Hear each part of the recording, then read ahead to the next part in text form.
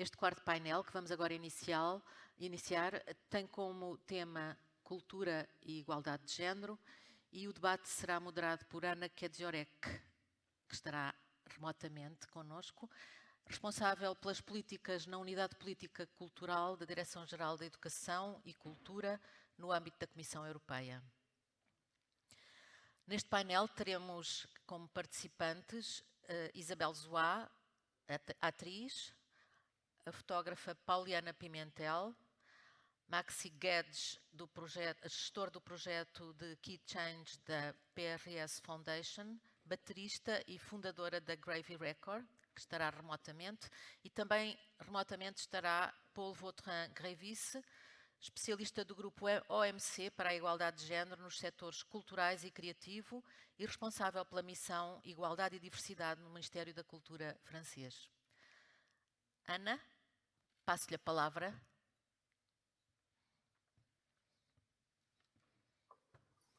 Thank you very much. Hello, it's my pleasure to be here. My name is Ana Kedziorek Ramirez, and I work in the European Commission in the Directorate General for Education and Culture. I work in the unit dealing with cultural policy, and one of the areas where I focus my work is gender equality in the cultural and creative sectors. So this is a big pleasure for me to be here. Rather to moderate this panel, sorry, I'm here in Brussels, and I'm very envious of everyone who's actually in Porto. I very warmly thank the Portuguese presidency for the invitation. So to begin with, I would like to say that I'm very happy that this conference is taking place in May, because May is the European Diversity Month. And during that time, many actions are taken across the EU to raise awareness of the importance of diversity and inclusion in our workplaces and in our societies. And I think that this conference, and especially this panel, greatly contribute to the objectives of the month. There is also another reason why this discussion is very timely. In autumn 2019, Ursula von der Leyen became the first female president of the European Commission, and she declared gender equality as one of her priorities. She managed to gather a gender balance commission. In March 2020, the commission presented the gender equality strategy for the years 2020-2025. The strategy comes up with key actions proposed and, of course, recommends an increased gender perspective in all EU policies, including culture. Thirdly, gender equality is now at the core of the EU policymaking and funding for culture. In the work plan for culture for the years 2019-2022, which was adopted by the Council, which means by the EU member states, gender equality in the culture and creative sectors was selected as one of the priorities for action. And as a result, the European Commission implemented several activities in this field. Gender equality is one of the specific objectives of the new Creative Europe program, which should promote female talent in order to support women's artistic and professional careers, and which will be adopted very soon. Well, role of culture is essential for promoting diversity and inclusion, and culture and media shape people's values and perception of reality. They help us to dialogue and better understand each other, and as such, they can efficiently combat harmful stereotypes. However, if women are well represented in the culture and creative sectors and very often participate in culture more than men, when it comes to their specific situation and role in the culture and creative sectors, inequalities become apparent. And I think it is even exacerbated when overlapping social factors, such as, for example, race, age, disability, or sexual orientation come into play. Of course, all the humans want to live in the world free from discrimination, and we hope for a future which is safe and sustainable, where we and our children can enjoy equal rights and opportunities, where all people can enjoy positive freedom to create and enjoy their basic human rights, Well, yes, the right to freely participate in culture and enjoy the arts is enshrined in Article 27 of the Universal Declaration of Human Rights. So, well, if women compose roughly half of the world's population like men, this is only fair that they are giving the corresponding part of the cake in the creative process and at the decision-making table. It is fair, but it is also very much needed that contribution by women, by men, by gender and non-binary people are given equal consideration in the process of deep economic and societal transformation, which is currently underway. The societies simply have too much to gain from the skills, ideas, perspectives, and creative output of half of the humanity. Women's equal share in the cultural and creative value chain is essential for cultural diversity and democracy. But now let me turn to our speakers, whom right from the start I will ask to respect their allotted time so that we can enjoy a meaningful discussion later on. So if you let me, I will first approach our artists who are in Porto, I believe, and we will start with Pauliana Pimentel, who is a prized photographer. Pauliana's career has revolved around gender issues. Her photography gives us the opportunity to discover, in close proximity and intimacy, original subjects and context, which we believe to be featured only in the realms of fiction. But the honesty of her images tells us beautiful stories about communities and individuals whose self-expression is a revolutionary act of freedom. Pauliana, I don't see you. I hope you're there. We are very curious to see some of your powerful images and hear some of your stories. Yes. The floor is yours. Thank you. Bom dia. Podem já pôr a primeira imagem, por favor?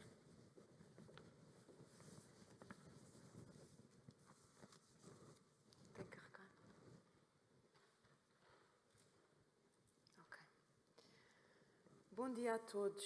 O meu nome é Pauliana Valente Pimentel, sou artista visual há mais de 20 anos e uso sobretudo a imagem fotográfica como forma de expressão. Quero deixar o meu agradecimento à Presidência Portuguesa do Conselho da União Europeia, em particular ao Ministério da Cultura, pelo convite. Quero também deixar o meu pesar pelo falecimento do artista plástico Julião Sarmento, que nos deixou uma incrível e vasta obra.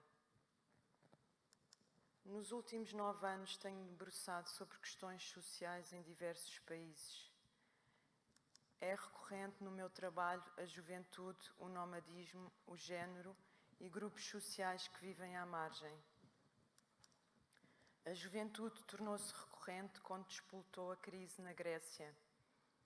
A série Jovens de Atenas reflete a crise europeia e o modo como os jovens se adaptam e encaram o futuro. Depois da Grécia foram os jovens do norte da Europa, uma série intitulada The Passenger, uma viagem de comboio que fiz da Estónia até à Polónia, retratando jovens artistas que tentavam viver da sua arte. Nestas séries confrontei-me com uma Europa que estava a ser posta em causa, onde as vivências dos progenitores já não serviam. Havia que reinventar novas formas de vida. Em The Behavior of Being, documento um grupo de jovens artistas em residência no Algarve, no meio da natureza.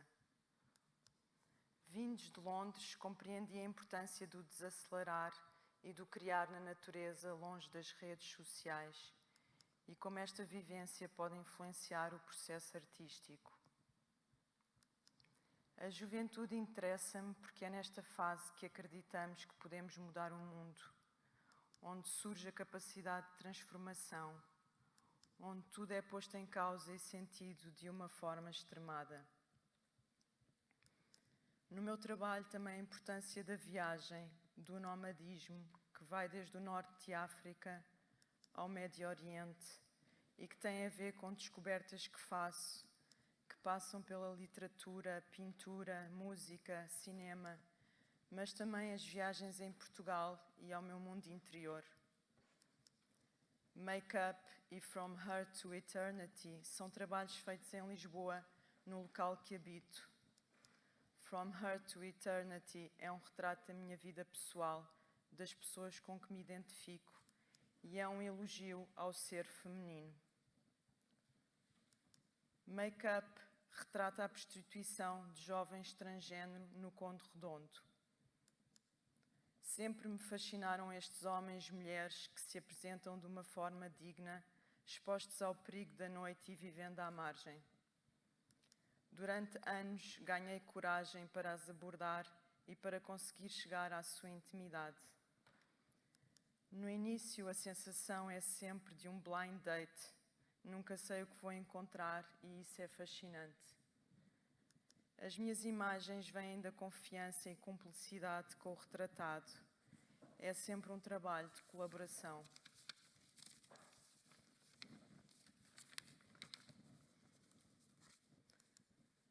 Kel Pedra retrata um grupo de jovens transgênero na ilha de São Vicente, em Cabo Verde.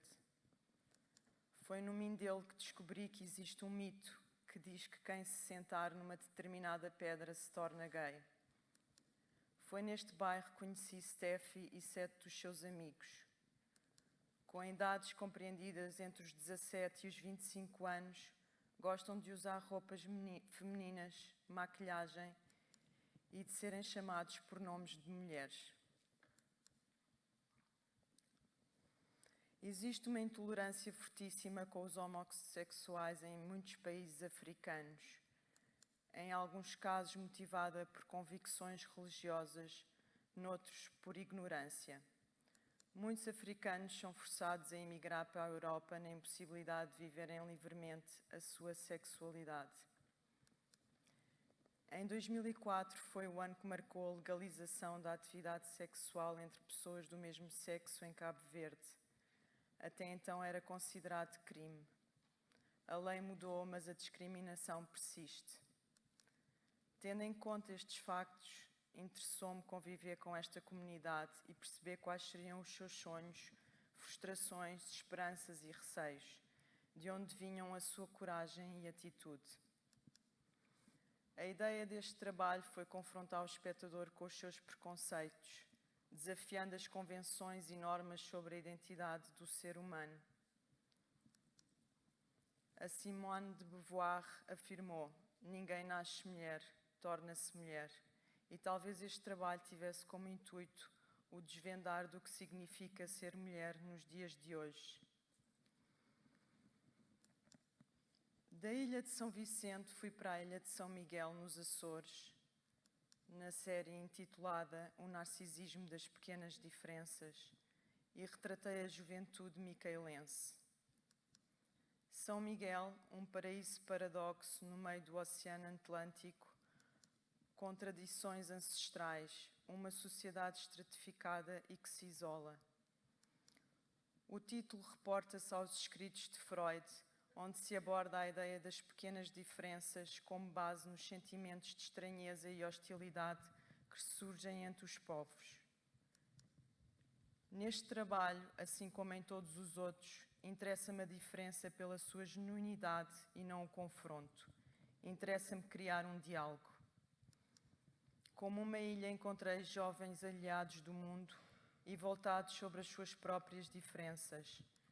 Jovens melancólicos e frágeis que têm de próprio uma contenção cultural e a transgressão própria da idade, refletindo um lado autêntico e encantador. Nas minhas séries, o intuito é sempre de construir uma narrativa, registando situações do cotidiano, situando a imagem fotográfica entre o documental e a poesia, numa mistura de indivíduos, paisagens e interiores. Para além da fotografia, por vezes complemento o meu trabalho com a imagem em movimento. Gostaria de vos mostrar um vídeo que fiz num antigo forte português no Mindelo, o Fortim del Rei, e que faz parte da série Kel Pedra.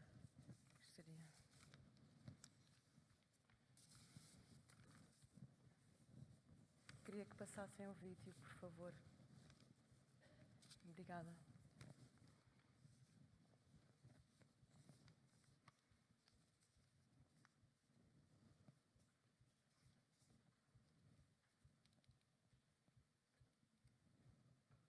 tenho que fazer play.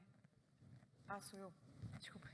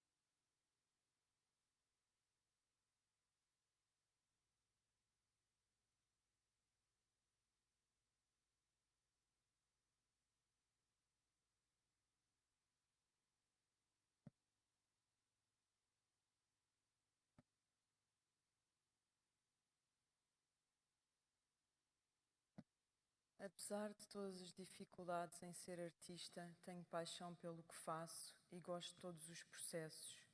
A pesquisa, o encontro, o editar, o pensar na instalação adequada ao espaço de apresentação. Gosto das inaugurações, da reação das pessoas, gosto da possibilidade de publicação em livro ou ver uma obra minha na casa de um amigo ou colecionador. O ensinar também é muito gratificante. Poder partilhar o meu conhecimento e aprender.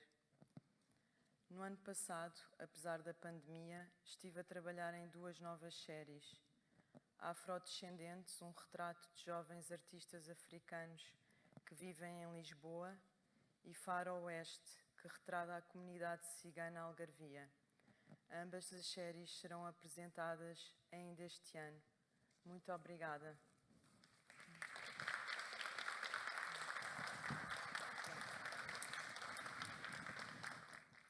Thank you very much, Poliana. Impressive, really wonderful pictures.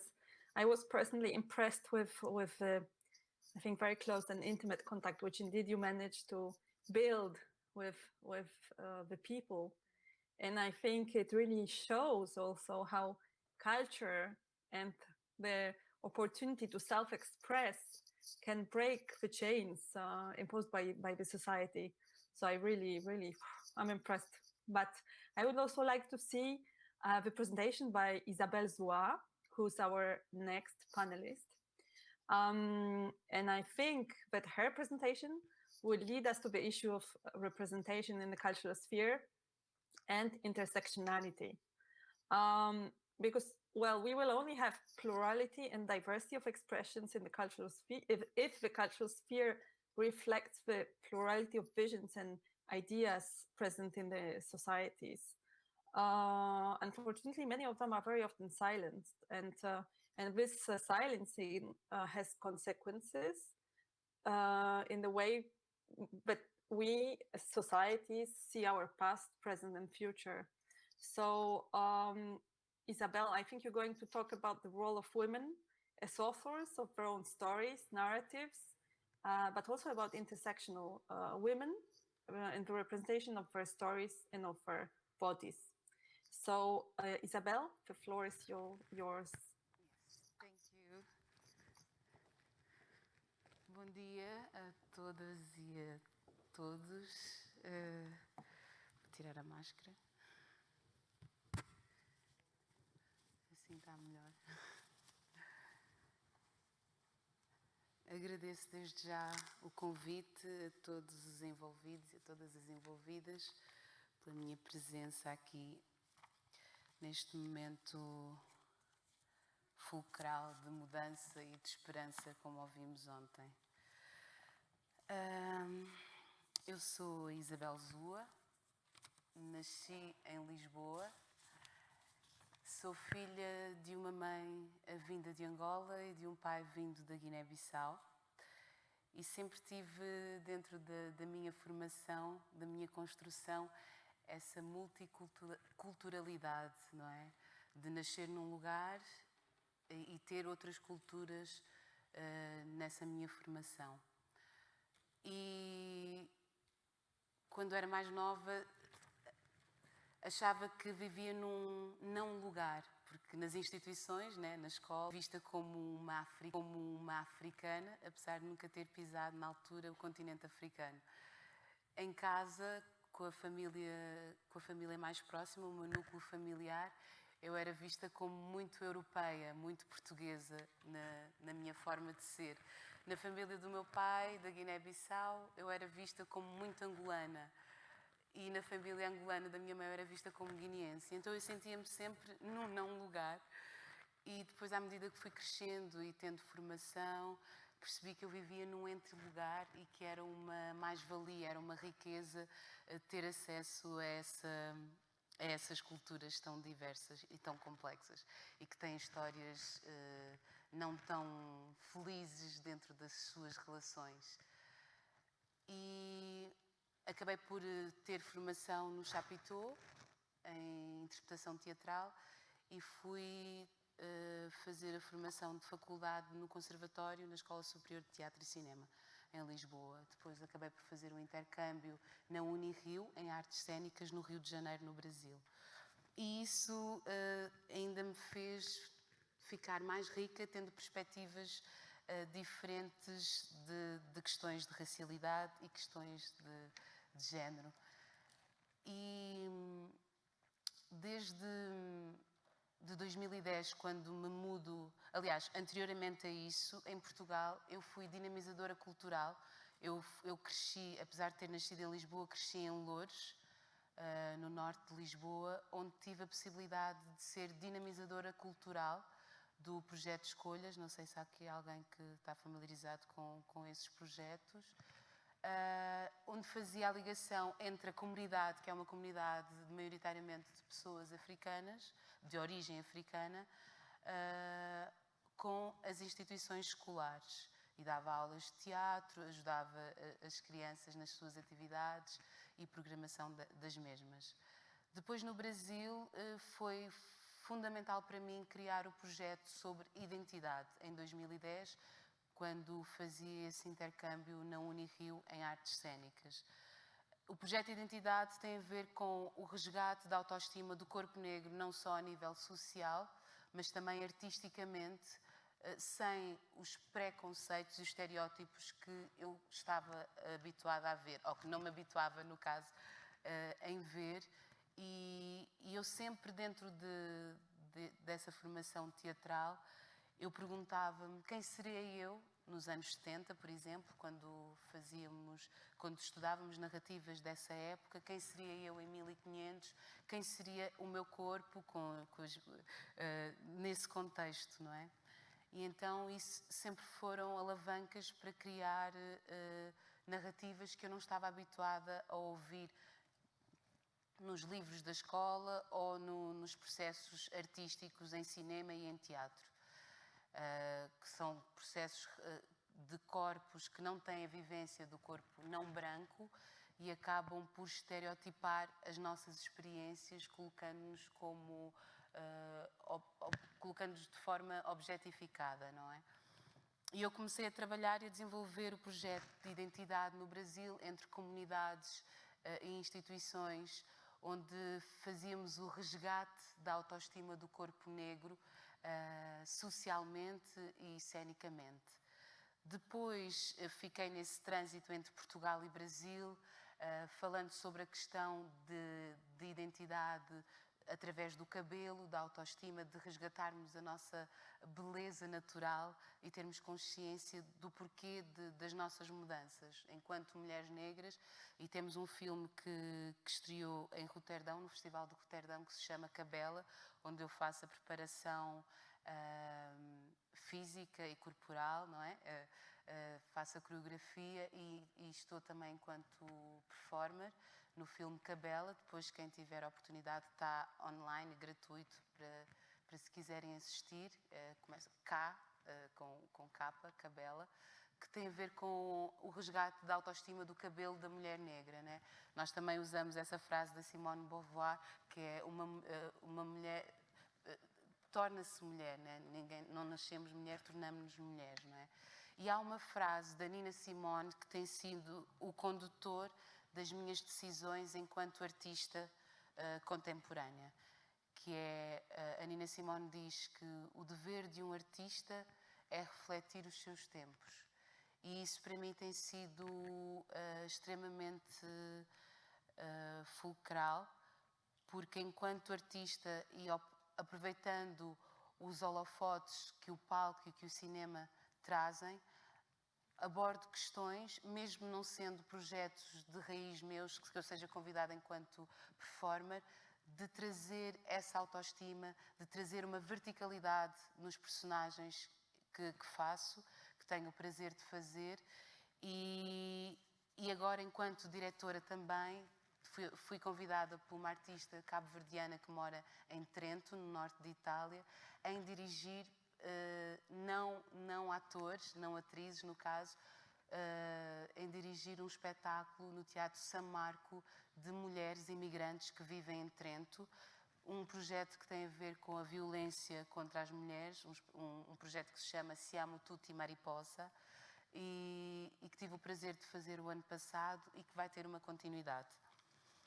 Eu, entretanto, fico neste vai e vem de Portugal, Brasil e Itália, e no meu regresso a Portugal tenho um encontro com duas artistas criadoras, a Cléo Diária e a Nádia Iracema, onde criamos a primeira parte da trilogia, que é o espetáculo Aurora Negra, que vai voltar a estar no Teatro Nacional e vem aqui agora em junho, e vem para o Porto também no Teatro Rivoli no mês de outubro, quem também tiver a oportunidade de assistir, e que fala precisamente sobre isso, sobre as nossas vivências do corpo negro, da mulher negra, porque para mim é impossível falar sobre questões de género sem falar sobre racialidade, sem falar sobre cor. E eu agora lanço uma pergunta aqui para esta plateia, e gostava mesmo que me respondessem, se alguém por acaso reparou que eu sou a única pessoa não branca nesta sala, nestes 2 dias de conferência e de troca. Reparou? Não sei se refletiram sobre isso, não é? O Abdias do Nascimento e outros teóricos e teóricas falam sobre a síndrome do corpo único nos espaços de poder e privilégio. E é como eu me sinto maioritariamente quando sou convidada para eventos como este. O corpo único, não me sinto tão única hoje porque está aqui esta artista que trouxe o seu trabalho e que me deu uma força também para estar aqui e não me sentir órfã. Mas isso é constante, não é? E eu tenho aqui umas coisas que quero ler. Eu gosto de ir improvisando, mas trouxe uma estrutura aqui para ler, que é impossível falar de género sem falar de cor. O modelo económico, agora vamos falar um pouco de economia, o modelo económico global não pode estar à parte da dignidade humana, em especial questões relacionadas ao género, à raça, à classe e à migração.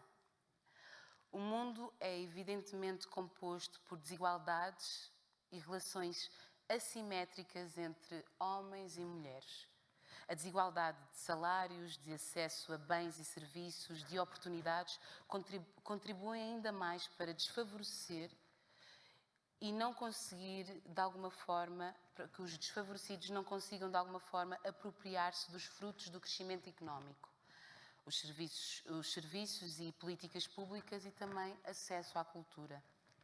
As discriminações de género e de raça continuam presentes não somente no mundo do trabalho, mas também nas esferas públicas e na esfera privada, reafirmando assim a inexistência de uma democracia racial. Não existe uma democracia racial. Eu digo muitas vezes que nós sofremos do síndrome das boas pessoas, porque nós negamos à partida que somos racistas, que somos homofóbicos. Não, nós temos a síndrome das boas pessoas e não queremos ser acusados. Ninguém quer ser acusado. Então, de alguma forma, negamos o racismo sistémico e estrutural, negamos o machismo sistémico e estrutural e acabamos por ficar alienados da resolução destas questões. É distrativo para nós dizermos que não nos consideramos racistas, mas mais do que ser não racista, uma pessoa que se considere não racista, nós temos que ser antirracistas. Não estar numa passividade. E é muito importante que corpos que reproduzam, mesmo que intuitivamente, gestos, pensamentos preconceituosos, sejam agentes da mudança. Que não fique só a cargo das pessoas que sofrem esse tipo de preconceitos, não fique só a cargo do oprimido, porque nós estamos exaustos, nós temos de trabalhar a resiliência para conseguir estar aqui, em espaços como este, falar da nossa história, com autoestima, com dignidade e respeito. E a questão da diversidade cultural é importante para enriquecer, essa troca é importante de nutrição, é importante que a igualdade sim, o respeito sim, mas mais do que isso, a equidade. Eu queria ter passado um vídeo sobre, não sei se alguém aqui conhece o vídeo da corrida dos $100. Se já ouviu falar nisso, também é um bom vídeo para pesquisarem. Corrida dos $100, onde nós temos vários alunos numa aula de desporto que, a partir das suas experiências, vão tendo posições para correr. E é muito interessante porque trabalha a equidade. Porque mais do que igualdade, eu e a Poliana não vamos receber, temos alturas diferentes, não vamos receber bancos da mesma altura, do mesmo tamanho, para chegarmos a um patamar de visibilidade. Precisamos reajustar de acordo com as nossas alturas, no caso das nossas biografias, dos nossos biótipos, da nossa história.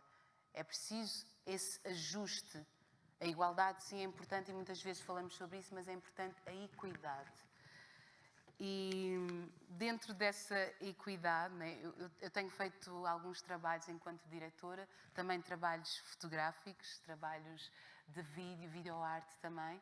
E eu comecei uma série no ano de 2015, no Rio de Janeiro, que se chama Black Pietà. E esse trabalho surgiu de um curso que eu fiz de História da Arte, onde todos os corpos não brancos que eu via representados eram sempre pela perspectiva dos corpos brancos, da experiência branca. E aquilo deixava-me profundamente transtornada, porque era sempre um olhar sobre a minha vivência, sempre um olhar estereotipado sobre a minha existência. E eu falei com o professor, Rafael Fonseca, o professor de História da Arte lá no Rio de Janeiro, e comecei a fazer pesquisas e fui fazer um trabalho que começou por trabalho fotográfico, e eu comecei por essa obra do Michelangelo, da Pietà. Eu disse, a Pietà é o corpo da mulher negra na sua diáspora, é o corpo da mulher negra no território africano, que foi violada, o continente africano também foi violado, houve montes de abusos em territórios, corpos e matérias-primas, que a Europa agora sim tem condescendência com o continente africano, mas a sua riqueza de base vem do continente africano, os seus diamantes, o ouro, o marfim, vem do continente africano. Então é necessário criar políticas de reparação histórica. É necessário para que haja essa equidade. E existe um constrangimento sobre esta matéria, sobre estes temas, mas a verdade é que nós não temos a culpa, que foram os nossos antepassados que fizeram, mas a verdade é que nós continuamos a perpetuar esse tipo de visão, essas visões, essas convenções, nas próprias relações, mesmo intuitivamente, mesmo nos nossos pensamentos, nos nossos gestos relativamente a corpos não brancos. O branco é visto como a maioria vigente, mesmo que não seja em número, a verdade é que é, nos espaços de poder e decisão, mas tudo o que é não branco é considerado o outro. Então, em territórios africanos, asiáticos, da América Latina, onde as línguas são línguas europeias, as línguas oficiais, onde nos livros de história existe só apenas a perspectiva da visão eurocêntrica dos fatos, porque os outros corpos não tiveram a oportunidade de manifestar a sua perspectiva na história, né? De deixar documentado a nível fotográfico, a nível escrito. Então é importante nós fazermos essa reflexão, não é? Não nos achamos estruturalmente racistas nem machistas, mas perpetuamos ações e pensamentos machistas e racistas. E é importante nós termos essa reflexão. E estamos todos a aprender, ninguém aqui está para apontar o dedo, nós estamos aqui todos como elementos e agentes da mudança, não é? É muito fácil dizer que não sou racista e não fazer nada relativamente a isso. E eu agora queria passar o vídeo, nem sabia, queria passar só o vídeo para encerrar, o vídeo da Black Pietà que foi feito o ano passado em Lisboa, pela primeira vez, eu tenho feito no Brasil, foi feito em Lisboa, queria por favor que passassem o vídeo, que é no lugar de extermínios e está no espetáculo Aurora Negra também, onde mostramos um pouco da perspectiva da história, da mesma história.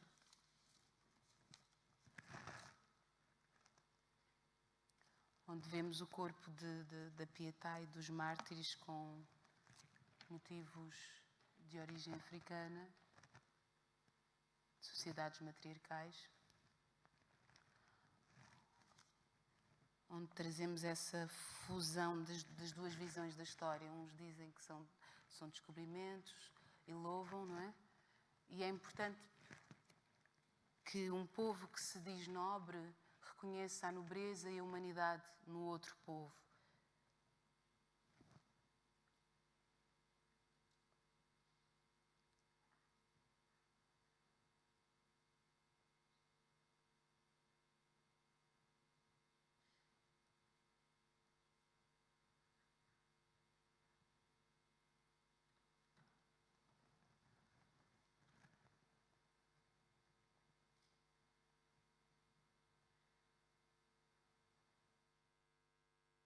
Os dois lados da moeda, da mesma história.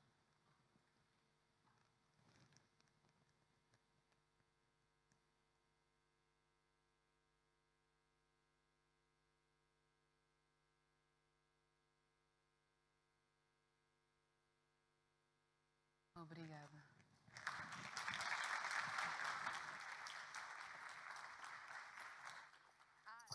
Uma dica, Uau. se quiserem ler este Este livro, desculpem, White Fragility, Fragilidade Branca. Muito obrigada, Isabel, pela sua poderosa intervenção e pelas imagens. Obrigada. Obrigada. I think that your contribution is indeed significant to the rethinking of the cultural sphere, cultural institutions, and for the healing of the societies from the colonial past and wounds that actually narrowed down the perception of the other human beings and hinder cooperation and trust building. So definitely, I think it's also actually very pertinent in the context of a growing populism, backlash of on women's rights, and growing nationalist and xenophobic sympathies. So thank you. But now let's change the sector. Culture is all about diversity. So we had visual arts, we had performance arts. Now we go to music. And we are going to explore this world, which is still actually presents tremendous gender gaps and gender roles in music production and decision making. And it will be Maxi Gedge who will bring us into this world. She runs Key Change, a project which deals directly with the issue of representation of gender minorities. It is co-funded by Creative Europe, by the way, and it is focused on bringing change within the music sector. So, dear Maxi, could you tell us more about Key Change and the reflection that it has brought into the music sector, maybe? The floor is yours. Absolutely. Thank you all. It's an honor to be here and participate and also witness the amazing presentations so far. So thank you. Yes, my name is Maxi. I'm based in London in the UK, and I work for PRS Foundation, who are the UK's leading charitable funder of new music and talent development. So we give grants to musicians in the UK, and I am the project manager for Key Change, which is an international project that we work on, and we founded back in 2017. So I'm going to tell you a little bit about Key Change today. I'm also a drummer and I run a record label. So I think it's important to acknowledge that I bring a lot of my own experiences to my work at Key Change, as well as industry experience too. So what is Key Change? Key Change is an international campaign and network for gender equality. And we aim to diversify the current music industry to create a more sustainable and stronger community for all genders.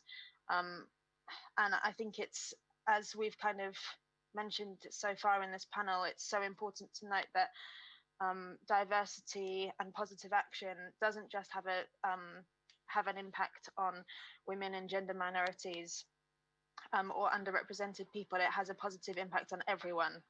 And current studies in the music industry show that there's still a drastic lack of gender diversity in both local and international music scenes. And Key Change is a collaborative project that works with collection societies across the world. And our stats from the collection societies that we work with show that women make up about 20% of songwriters in each of the countries that we work in, which obviously is not representative of the population. So we believe that the lack of visibility has created a system in which women and other marginalized genders have been consistently held back and dissuaded from participating in the music industry. In order to achieve equal and diverse representation in music, we must all work urgently as a community to increase the visibility, output and participation of underrepresented gender groups. And just to say that these include women as well as non-binary, gender diverse and transgender individuals of all genders. We include all genders who experience barriers because of their gender in our movement for change. And we aim to rectify the pattern of uniform lineups, boards and staffing by prioritising the work and the visibility of underrepresented genders. And as you can see here We're supported by the Creative Europe programme of the European Union, and we're currently led by Reeperbahn Festival in Hamburg. But we are a global network and equality movement, and we include kind of core partners and collaborators in 12 countries, but a network that is much wider than that. So how does Key Change make change? We have a participant program. So the Key Change program is where we work with individuals to empower them and encourage them to be the change. We have recognized 74 women and gender minority artists and innovators. So we work with music creators as well as industry professionals who are working behind the scenes in the music industry. And we fund them to take part in our program every year. So we have 74 people taking part annually. And they have a mentoring program. They take part in international showcases, panel events, a capacity building program where we give them inspirational talks and training. So upskilling them to help them realize their full potential and to help them get to the next stage in their career. So that strand, as I've said, is funded by the Creative Europe programme of the European Union. And it's really important that we are able to work with individual talent to really understand the actual experiences of individuals in the music industry, so that we can then address the barriers that they face in a real way and not kind of assuming what they will experience. They really lead our movement and help us to shape the action that we take. And then we have the Key Change Pledge, which is how we try to make change on an organizational level. So representation is a huge issue in the music industry, as I've just said, and the Key Change Pledge is a way for any organization working in the music industry to take accountability and be part of the solution rather than the problem. And we currently have nearly 500 music organizations from all over the world, over 40 countries, signed up to the pledge. And basically the pledge is a kind of contract that the organization has with us, where they commit to achieving 50% representation of women and gender minorities in any area of their work. So that can be on the board, on the stages, in the rosters, in the workforce, in the music that you're broadcasting on your radio station. It's really bespoke to any organization, and it encourages those organizations to start doing what they can to create positive change. And here is our group of 74 participants who are currently on the Key Change programme. We were very lucky to meet in Stockholm in March 2020 before the pandemic hit, and take part in a 3-day session of amazing, inspiring, creative collaboration and learning. And you can check them all out on the Key Change website, which is keychange.eu, and book them for your festivals and conferences and sessions. They're ready. So a huge strength of Key Change is the power of our network. We have our participants, we have our industry partners in 12 countries. We have our signatories, who are our pledge signatories. We have our content partners who help us deliver our capacity building program. We also have a network of ambassadors, mentors, and everyone is working together to create positive change. We find that mostly in the music industry, people do want to see a more diverse industry, and they do want to see 50% representation of women and gender minorities across the board, but they don't really know what their role is or how to take that first step to make change. And so Key Change gives them the opportunity to challenge their ways of working and think about where they could make change that is both ambitious but also realistic. So it's not going to change overnight, but it's acknowledging that we as an industry, if we take responsibility and take the steps that we can, then we can see a more equal future. And it's really important that Key Change is led by the industry itself. So our partners are the most cutting edge international festivals. They are change makers in the music industry. And we have brought together this amazing cohort of 13 festivals who work with us in their countries to bring more people on board and to help to make positive change and try to shift the bar in terms of representation on their own lineups too. So all of these festivals have signed up to the pledge, and many of them are already achieving 50% representation. And we're going to be working with them over the next 4 or 5 years, which is the current phase of Key Change, to promote and showcase the Key Change program talent and influence wider change in these 12 countries and beyond. And it's really important to know, I mean, this might look a bit cynical in terms of saying how far we've reached, but I think it's important to us that the change that we're making is not insular. We are trying to mainstream gender equality, which I know is widely used kind of outside of the music industry and in policy, but in the music industry, I think that people work in their own sectors, in their own genres, or in their own regions, and we're really trying to connect the dots and make sure that we are truly collaborating and working together and making change. And so again, we work with this large network of ambassadors, and we present innovation awards here, but we want to influence wider change in the creative industries and beyond. And here's Isque, he's a Canadian participant. And this is because we know that the music industry has a gender problem, and what the pandemic has presented us is a very urgent situation where a third of all music creators are reported to be leaving the industry. And we know that women and gender minorities are disproportionately affected by the pandemic.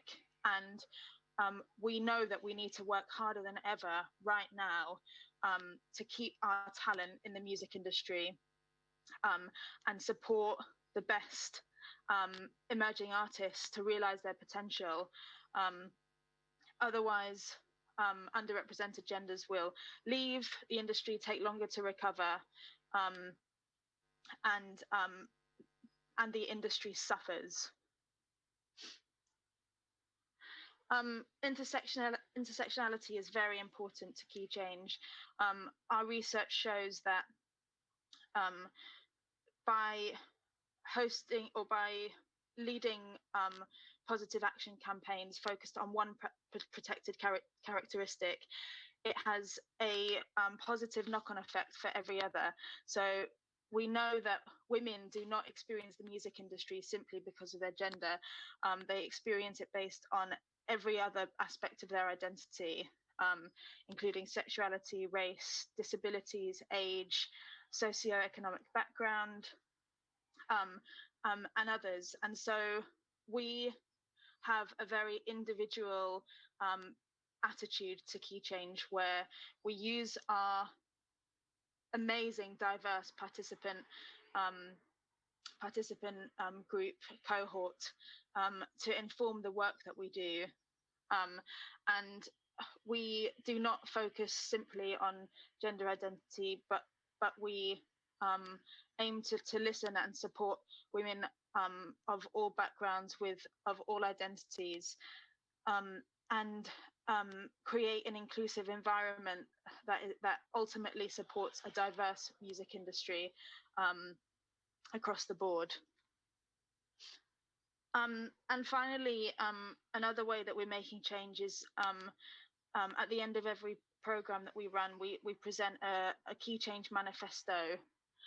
We did this in 2018. We presented a manifesto at the European Parliament in Brussels, which actually influenced some of the Creative Europe policies on monitoring. So we recognise 4 key areas: acknowledgement, investment, research and education, which needs urgent work in the music industry. And our suggestion is that is not limited to the music industry, that we can work with other sectors to help make change elsewhere. So this is us at European Parliament, and we will be presenting another manifesto at the end of this project in 2024 at Tallinn Music Week, where we will be looking back at the impact of the Key Change Pledge and the Key Change Participant Programme and making suggestions for the music industry and beyond.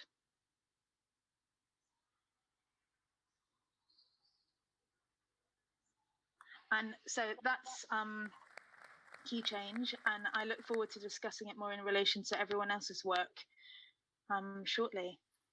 Thank you very much, Maxi. Again, impressive presentation, and thank you very much for doing so much for empowering underrepresented talents in the music sectors. And I think it definitely gives us much food for thought when it comes to policymaking. And I think it can, and maybe it already has inspired similar movements in other sectors. So wonderful. Now, since I mentioned the policy action, I am very impatient to listen to our next speaker. It's Paul Vautrin, who is the project manager at the Department of Equality and Diversity in the French Ministry of Culture. France is actually doing a great job in combating gender inequality in the culture and creative sectors. And Paul had the opportunity to share his experience within the EU Experts Working Group in the framework of the EU Work Plan for Culture that I mentioned earlier. So we call it Open Method of Coordination, OMC Group. And the objective of this group was to look at what is being done in this field across Europe. So Paul, if you could take us a bit through your experience and then maybe talk about the work of the group. The floor is yours. Thank you.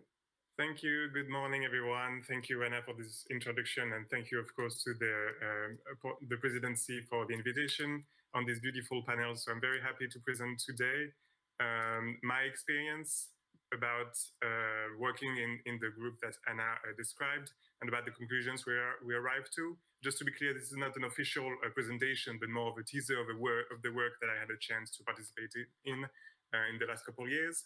So this is my experience as an expert, among others from all around Europe.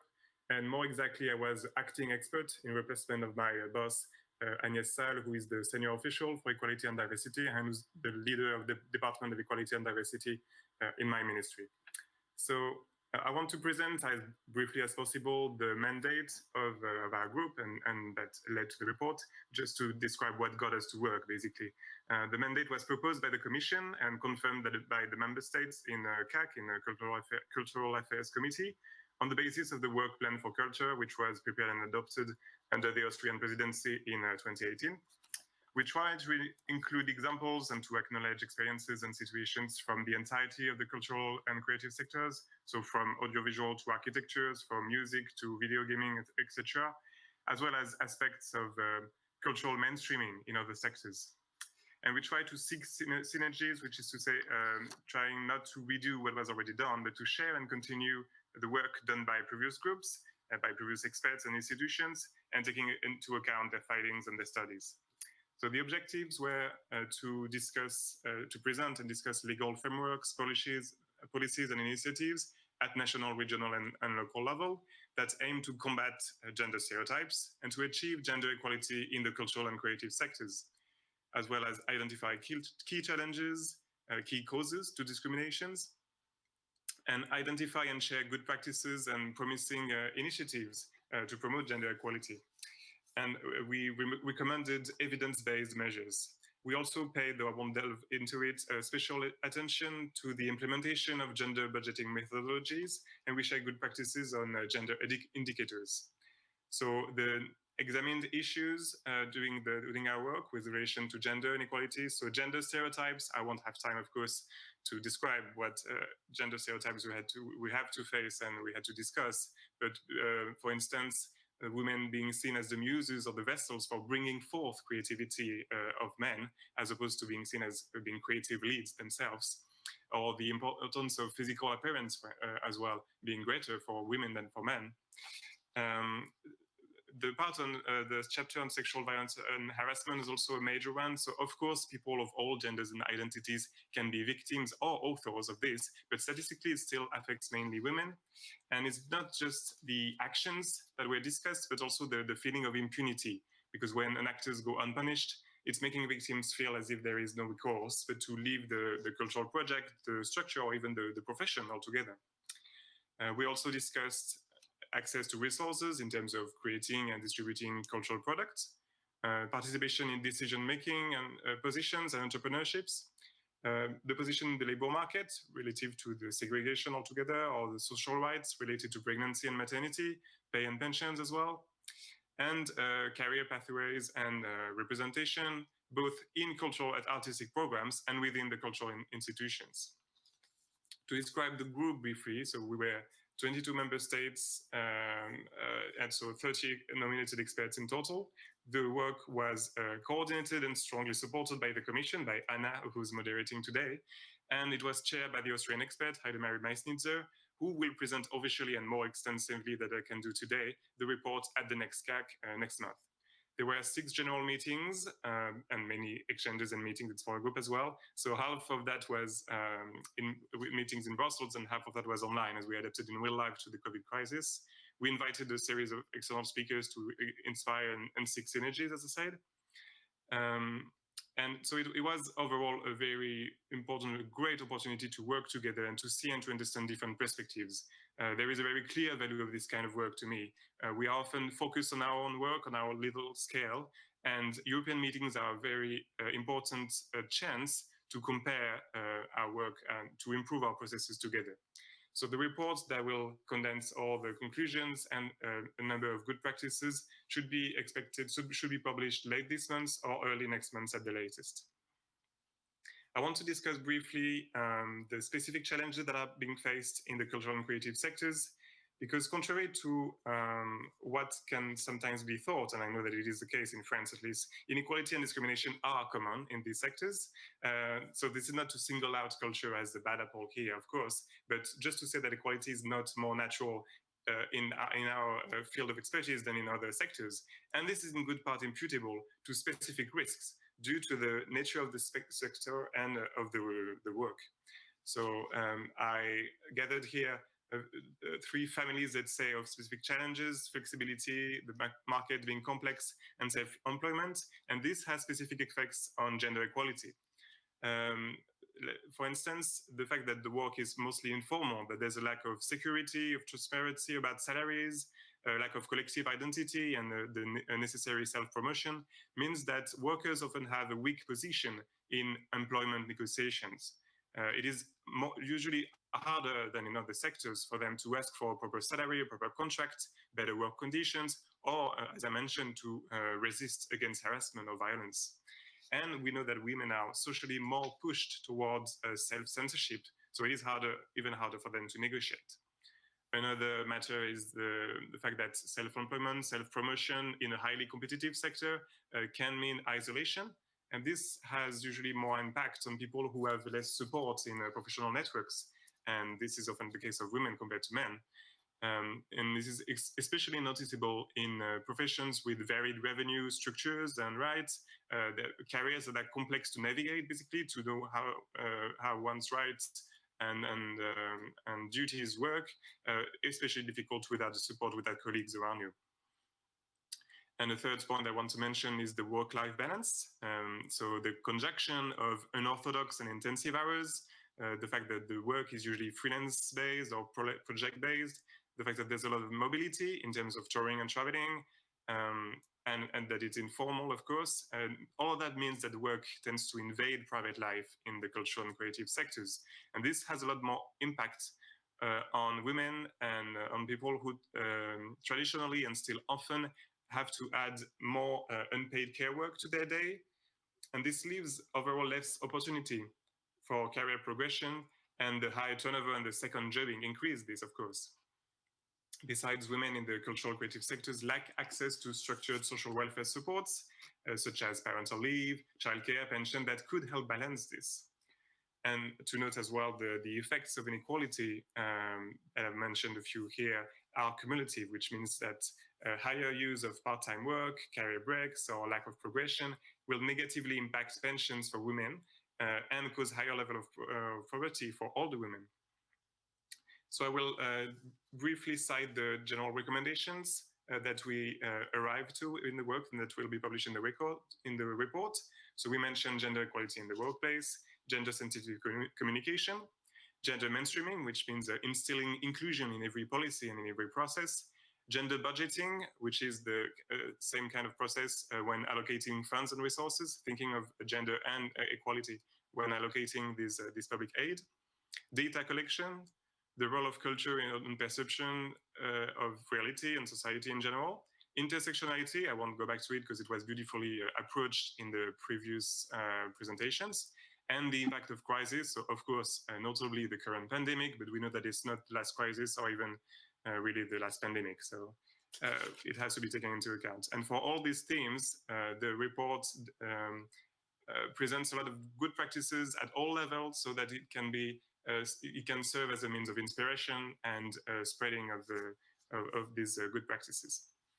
I want to focus briefly on one chapter, which is the chapter we did on data collection, for a few reasons. Well, first, because collecting, publishing, and monitoring data about gender gaps is essential if we want to implement fact-based and evidence-based policy.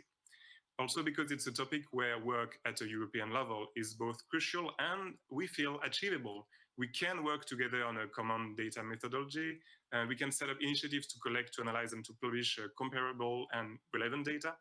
Also, it's a topic where I can share what was deemed a good practice in my country. So I will go back to it later. So what does that mean, monitoring gender gap? It means taking care of representation of women and ideally all gender minorities in every sector, not just in terms of pure numbers, not just how many women, but where are the women? Are they in positions of leadership? Do they have to face pay gap, differences in funding, etc.? There's also qualitative research to be approached in terms of, for instance, stereotypes and the way to represent women in general. One can cite the example of Swedish cinema applying the Bechdel test, for instance, which is a very basic way of determining if there's female interactions in a work of art. And of course, as was mentioned earlier, ideally all this data should be crossed intersectionally, so we can have data depending on the age, the education, and the socioeconomic level or ethnicity of women, for instance, and we can really understand where the problems are. And next, the idea is to harmonize the collection on a European level, first and foremost to find a common methodology. And this, the most notably, would be to disaggregate the data so that every collected set of data, especially by public institutions, would show gender differences so we can actually see where the differences are. And then publishing and comparing the results, of course, so we can improve from the examples. And the idea of a national observatory, so it's partially stems from the French example. You can see the cover of the latest edition right on the right, the Observatory of Equality between Men and Women in gender, in culture and communication, sorry. So it's been published since 2013, and it shows the place and the presence of women both within the ministry and public establishments, also within the sectors in general. And it shows, of course, because it's been published for 9 years, the evolution of this place and its presence. It expands every year as we gather more data and we launch more studies, basically. But still, it's only quantitative for now, sorry. And it only approaches women, not other gender minorities. And it's the statistics do not approach everything yet. So there's a lot to improve still, but still it was deemed by the group as being a good practice that could be reproduced in other countries and maybe down the line at a European level. To finish my presentation, I want to say that we were very happy, the OMC group was very happy to contribute to the presidency conclusion, German presidency conclusions on gender equality in culture. The German presidency concluded that there was a need to underline the potential of culture to advance gender equality, and to acknowledge and raise awareness of persistent gender inequalities in the sector. So this was for all member states, but the European Commission was called upon, amongst others, to support transnational initiatives of gender equality in the field of culture, and to promote the collection and distribution of culture-specific data on gender equality and cultural diversity in Europe. So this was my presentation. So also, although gender equality has improved, it remains an issue, of course. But we have a lot more tools now to understand what works and what doesn't, and how we can inspire each other. So it has to be tackled further at all levels, and it should be a priority, we feel, under the next work plan. Thank you. Thank you very much, Paul. Great. I think very synthetic presentation of specific circumstances in the cultural and creative sectors that drive gender gaps more than in other sectors. I think it was very useful. I think it's also very good to know that men are involved in the fight for gender equality. It's very important to have everyone on board. Just for our audience, to let you know that the report that Paul was elaborating on will be published within the weeks to come, hopefully still in the month of May. If not, it will be the beginning of June.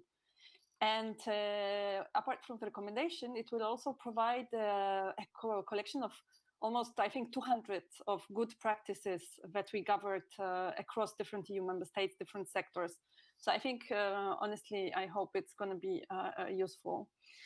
So thank you, dear panelists. I think it's been very interesting to listen to all of you, different perspectives, different issues that everyone touched upon. And now I think it's time for a little discussion. I have a long list of questions that I would like to ask you, but I have to be very selective because we have little time. And since Maxi mentioned the impact of the COVID crisis, of course, it's been something that touched the gender equality in general very strongly and impacted culture and creative sectors even more.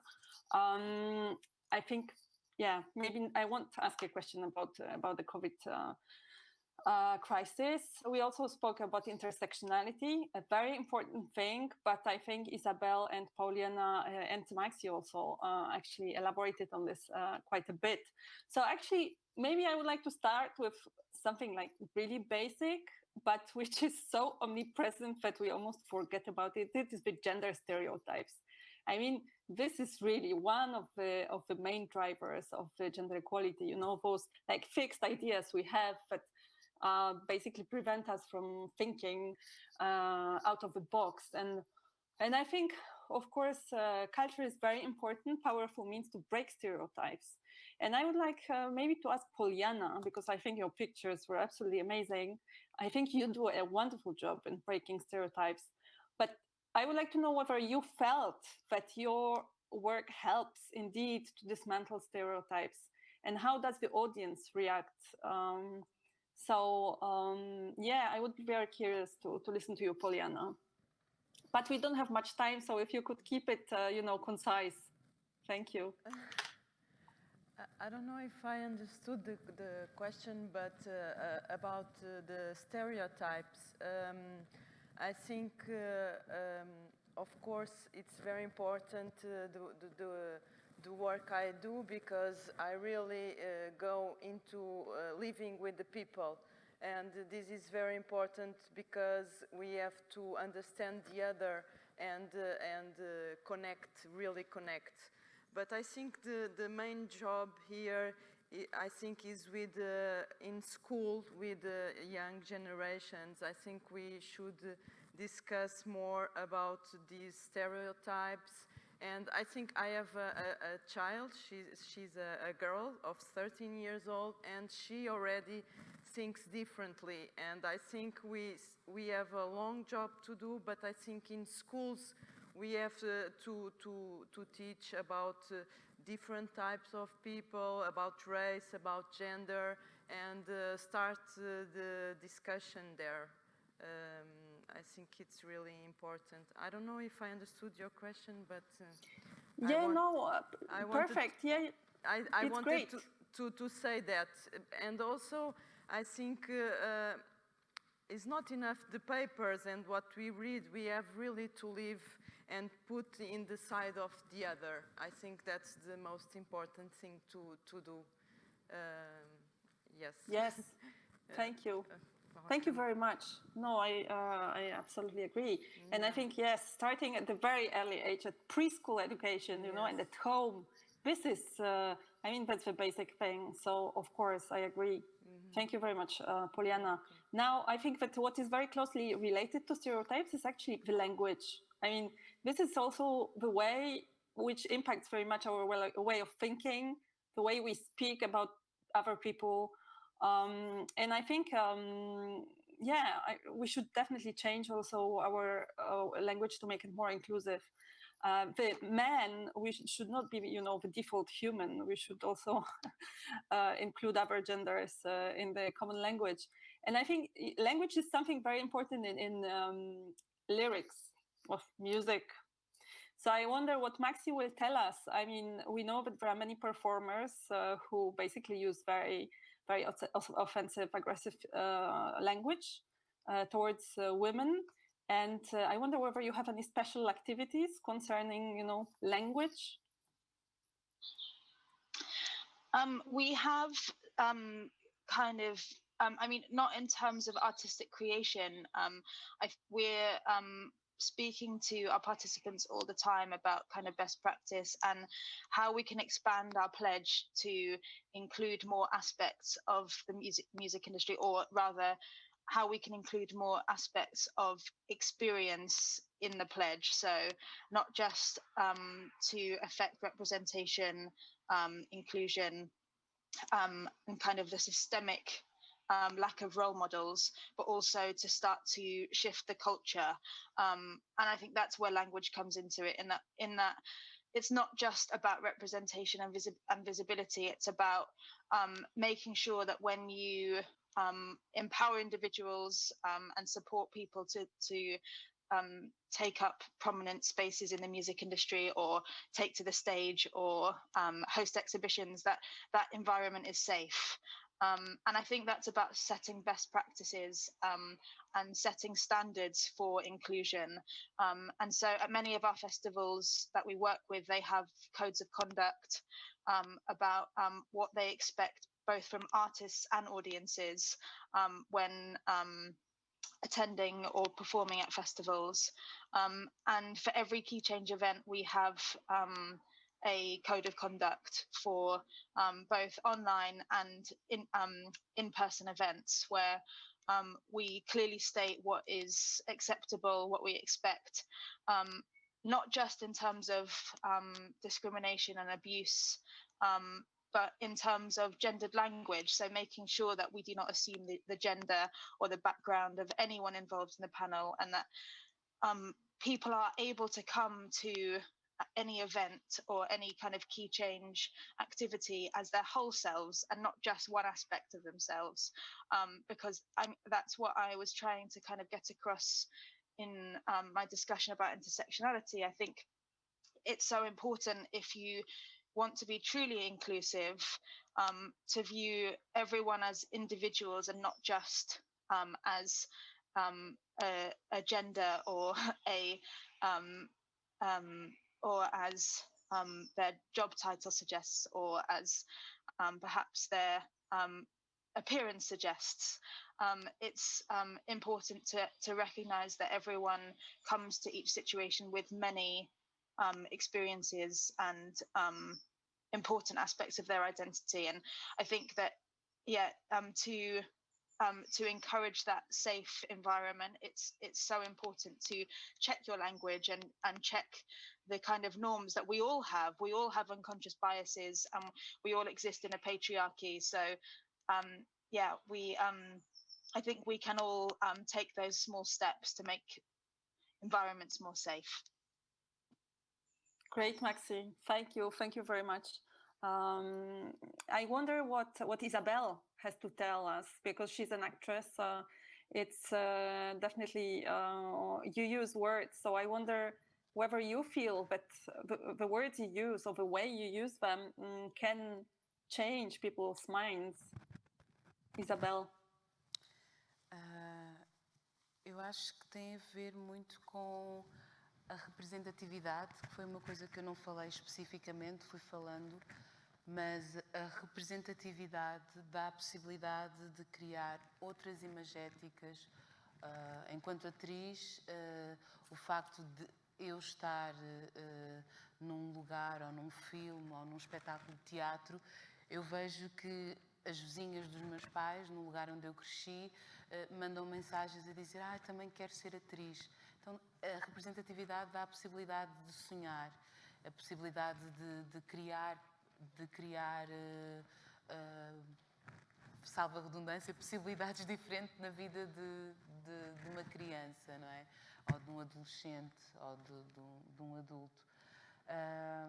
Eu acredito que, enquanto atriz, tenho essa responsabilidade. Como atriz negra, nós brincamos muito, nós os artistas negros aqui em Portugal dizemos que ser negro não é a nossa profissão, não é? Porque nós somos contratados muitas vezes para ser o negro, não é? E não enquanto atores, performers, cantores e bailarinos, nós somos contratados para ser o negro. Nós brincamos muito sobre isso. Ser negra não é a minha profissão. Mas que é importante em determinados contextos que ainda têm uma mentalidade muito obsoleta, trazer e fazer não só o trabalho de atriz, mas de consultora histórica, consultora social, antropologia, fazemos tudo enquanto intérpretes, né? A dramaturgia principalmente, né? Para mim, os trabalhos em que eu entro, eu tenho o cuidado e tenho a possibilidade e a felicidade também de ter parcerias dramatúrgicas onde eu posso trazer narrativas com outras perspectivas do mesmo episódio, né? Então acho que é por aí, nós termos essa consciência das narrativas, das imagens que nós vamos criando e a importância da representatividade. Yeah, thank you, Isabel. You mentioned one thing, being the Black person. I mean, it's not your job, you're hired because you're Black. I think it also shows us that, there are not enough Black people in the culture and creative sectors. I mean, maybe there are some obstacles to access the professions, and I think this is also one of the issues we should reflect about in the policymaking. Now, I wonder if Paul can very briefly tell us what the EU member state experts say about gender stereotypes. Are there any specific recommendations that you could highlight? Well, there were a lot. Of course, it's a big topic, so I won't have time to approach everything, but there's a few things I can mention. First and foremost, the idea, a very essential idea, to train all staff, all teachers, educators on gender stereotypes, on unconscious gender bias and all the biases. So including men, but not only men, because as has been said before, we all have our own biases. And this type of training should be compulsory, or it only impacts people who are already interested and somewhat conscious of their biases, of course. Another things I could say is that media and culture ideally should be aware of the role they play in defining and challenging stereotypes, because they contribute to the forming, the performing of identities and to the way we understand the world. So the group was adamant in the idea in promoting research on this role of shaping the values and the interests of the population. In terms of research, there's also the idea of promoting models, historically promoting historical research on women artists, women creators, who may not be remembered as much as the male contemporaries, in spite of their talents, in spite of their significance, or even sometimes their success, and they've been forgotten. So there needs to be conscious efforts at all levels here in education, in research. And yeah, I mentioned education, there would be a lot to do there as well. Gender mainstreaming must be implemented there at all ages in terms of introducing teaching methods that challenge the stereotypes, to revise teaching and study materials to ensure that women are represented in programs, developing communication strategies as well, to attract students towards careers from which they could feel excluded due to the gender norms and in spite of their own interests. For example, encouraging boys very early to try the harp, or encouraging girls to work in STEM or to pursue a career in video gaming industry, contrary to what they've been taught all their lives that it is not for them. Okay, thank you very much. I'm very sorry to say that we're coming to the end of the allotted time, but it's been a wonderful discussion, and I bet it was quite an eye-opener for quite a lot of people in the audience. So I was thinking what should be our main takeaways from this discussion. And I think we can roughly divide them into three groups, I would say. So firstly, I think that it's pretty clear that we have to change the collective societal approach to the deeply rooted discrimination and to the stereotypes. And how can we do it? Well, we have seen that culture is very powerful tool to promote tolerance, equality, and it's also a space to visualize an idealistic future. And this is great. Very few sectors have this power. So I think that we should definitely encourage bottom-up initiatives and projects that strive to achieve this aim. Now, gender stereotypes are apparent in the cultural sectors and, of course, elsewhere. And sexual harassment, we didn't actually mention this, but I would like to mention that it happens. It happens quite a lot, and probably much more than it is shown in the official statistics. So we definitely need to actively fight against stereotypes. We cannot be just not racist. We have to fight against racism.